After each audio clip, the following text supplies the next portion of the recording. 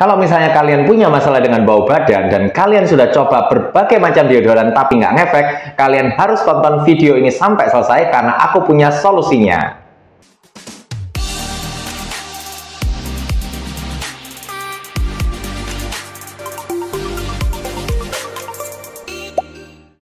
Hai Fascination, kembali lagi dengan channel YouTube Kata Dokdan. Dan kali ini Dokdan akan membahas bagaimana cara untuk mengatasi bau badan, tapi bukan menggunakan deodoran, tapi menggunakan botox. Jadi yang pertama kita akan bahas dulu kenapa terjadi atau terbentuk bau badan. Jadi bau badan itu terbentuk ketika bakteri yang sudah ada di dalam kulit kita itu ketemu dengan keringat. Kemudian bakteri akan merubah keringat tersebut menjadi suatu senyawa yang sifatnya asam.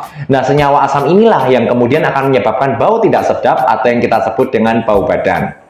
Jadi kesimpulannya, kalau misalnya kita dapat mengontrol produksi dari keringat, otomatis sebenarnya kita akan mengurangi makanan dari bakteri tersebut, sehingga produksi dari bau badan akan dapat dicegah.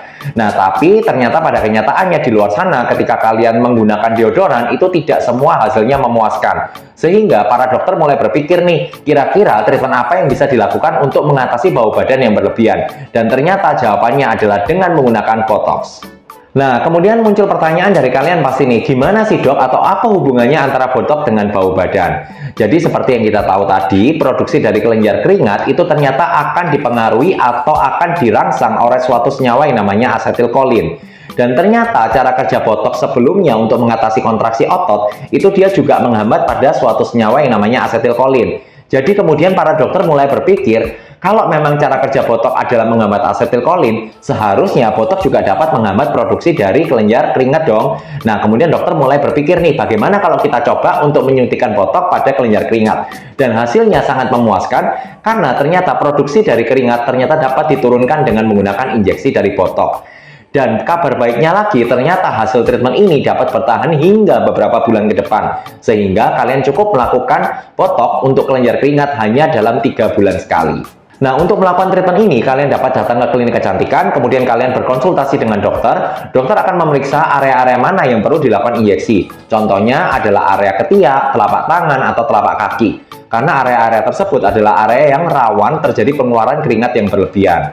Setelah dilakukan sesi konsultasi, maka dokter akan melakukan anestesi, yaitu dengan menggunakan suatu krim yang tujuannya adalah untuk mengurangi rasa nyeri pada saat botox disuntikan. Setelah itu, botox akan disuntikan di bawah permukaan kulit yang ditargetkan pada kelenjar keringat. Dan setelah itu, dalam waktu sekitar 7 hari, kalian dapat mulai merasakan hasilnya, di mana produksi keringat kalian akan berkurang. Tapi, botox bukan merupakan terapi tunggal untuk mengatasi bau badan. Kalian tetap harus menjaga kebersihan badan, misalnya dengan mandi secara teratur, kemudian mengelap keringat ketika kalian berkeringat, dan juga menggunakan deodoran jika perlu. Nah, itu tadi video aku tentang penjelasan singkat bagaimana cara kerja botox untuk mengatasi bau badan. Kalau misalnya kalian ada pertanyaan seputar konten ini, kalian bisa tulis di kolom komentar. Dan kalau kalian suka dengan video semacam ini, jangan lupa subscribe dan nyalakan lonceng notifikasinya, supaya Dokdan lebih semangat untuk bikin konten. Akhir kata, terima kasih dan sampai jumpa pada video berikutnya. Bye-bye.